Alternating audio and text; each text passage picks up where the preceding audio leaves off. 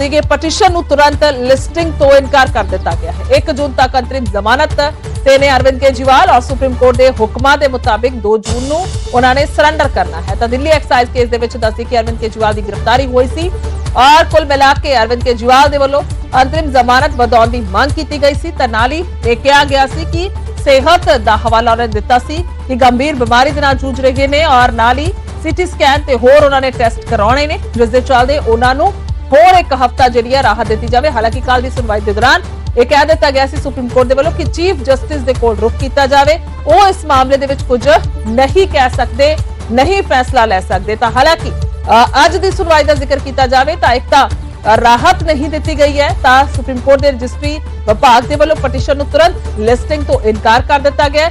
नाल ही जिहड़े हेठली अदालत दे विच बदल ने वो खुले ने, यह जरूर किया गया, यानी कि रेगुलर बेल के लिए अरविंद केजरीवाल जिहड़ा है वो रुख कर सकते।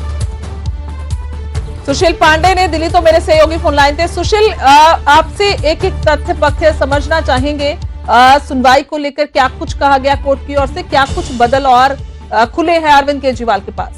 जी देखिए, फिलहाल अरविंद केजरीवाल की तरफ से मेडिकल ग्राउंड पर 7 दिन की अंतरिम जमानत की अवधि और बढ़ाने की मांग की गई थी सुप्रीम कोर्ट से। कल सुप्रीम कोर्ट ने उनकी इस याचिका पर सुनवाई करने से मना कर दिया। सुप्रीम कोर्ट ने कहा कि अगर आपको अपनी याचिका पर सुनवाई करना है तो आप चीफ जस्टिस के समक्ष इस पूरे मामले को रखें, वही डिसाइड करेंगे कि आपकी याचिका पर सुनवाई की जाए या ना की जाए।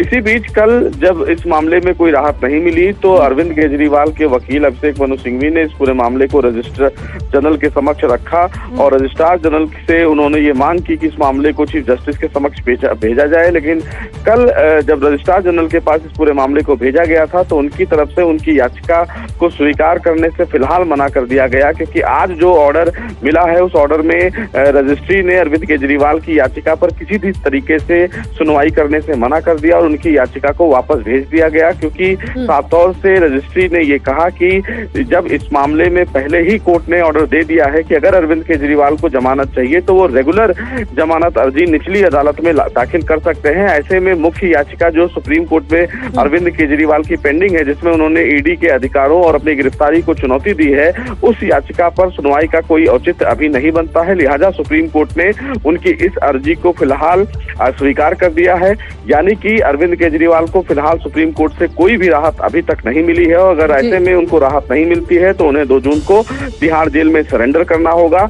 अब अरविंद केजरीवाल के पास जो फिलहाल रास्ता है वो यही है कि वो रजिस्ट्री के इस ऑर्डर को सुप्रीम कोर्ट में चैलेंज करें और इस पूरे मामले में सुनवाई की मांग करें। अब ऐसे में ये भी देखना होगा कि वो रजिस्ट्री के इस ऑर्डर को सुप्रीम कोर्ट में चैलेंज करते हैं या नहीं। दूसरा कि अगर वो इस पूरे मामले को सुप्रीम कोर्ट में चुनौती देते हैं तो क्या सुप्रीम कोर्ट तय समय के अंदर उनकी याचिका पर सुनवाई करता है या फिर नहीं।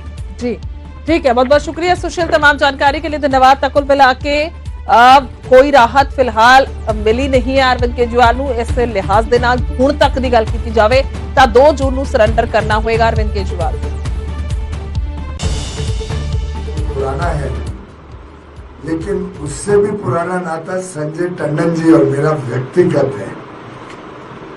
बचपन से स्कूल के दिनों से हम दोनों ने बहुत सारी छुट्टियां एक साथ मनाई हैं, कई सारे अच्छे बुरे प्रसंग अनुभव साथ में किए हैं। मुझे अभी भी याद है जब 1984 में गोल्डन टेम्पल पर हमला हुआ था और अकाल तख्त को भी उस समय की कांग्रेस की सरकार और आज के वर्तमान के कांग्रेस के नेता की दादी ने हरमंदिर साहब को भी, अकाल तख्त को भी नहीं छोड़ा, बख्शा। उस समय भी मैं चंडीगढ़ में ही आया हुआ था और यहाँ पे कई दिनों तक फिर रुका रहा।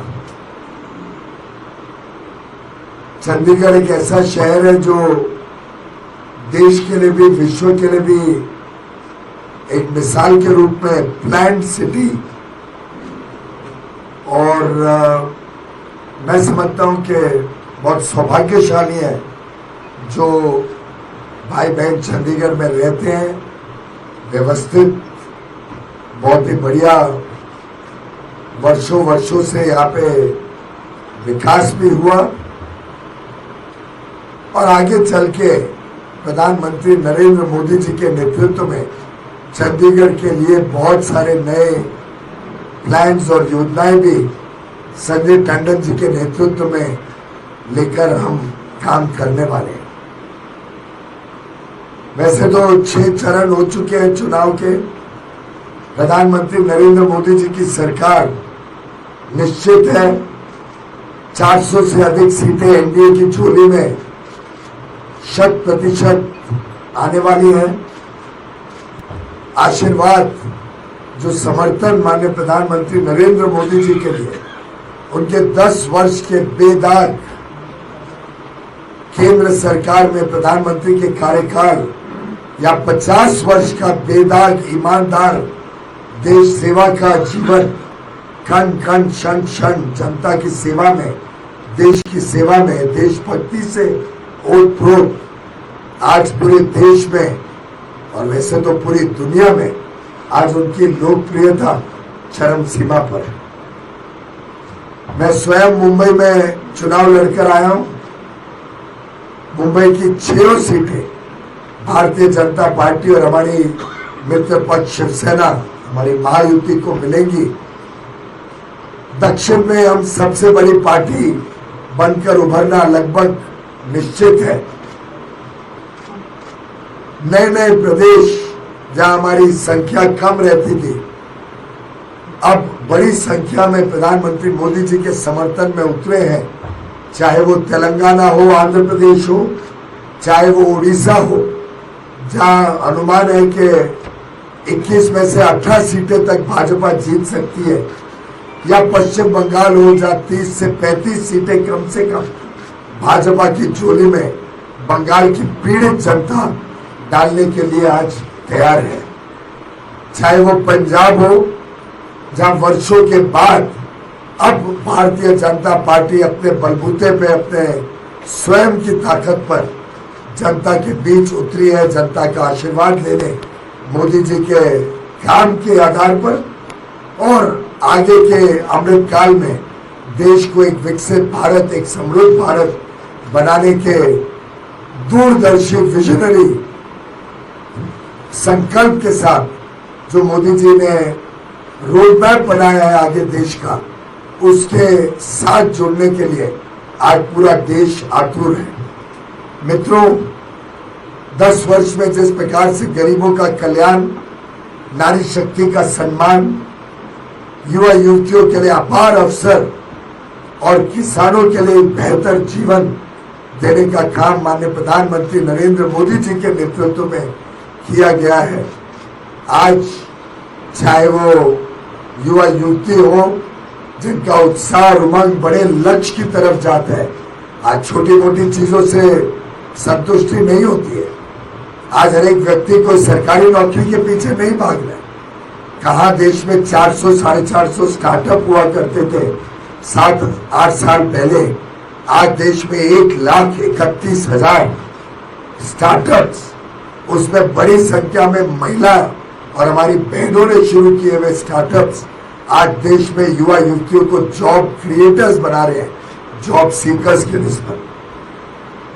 जितना इंफ्रास्ट्रक्चर, आधारभूत सुविधाओं में निवेश हो रहा है, चाहे वो भारत के 114 नए इनलैंड वाटरवेज हो, पोर्ट कैपेसिटी डबल करने का काम हो, एयरपोर्ट 74 से बढ़ा के 150 एयरपोर्ट बनाने का बात हो, चाहे वो रेलवे के बड़े विस्तार की बात हो, नया बुलेट ट्रेन पहली बार भारत में आने की जो कल्पना के साथ तेज गति से काम हो रहा है, या डेडिकेटेड फ्रेट कॉरिडोर्स के काम को खत्म करने की बात हो। मेट्रो आज भारत के कोने कोने में जा रही है, यहाँ तक कि अब तो कई शहरों में न्यूयॉर्क से ज्यादा मेट्रो अब भारत में आने वाली है। हर प्रकार से बड़े बड़े एक्सप्रेसवेज, हाईवेज, फ्रीवेज देश भर में बनाए जा रहे हैं।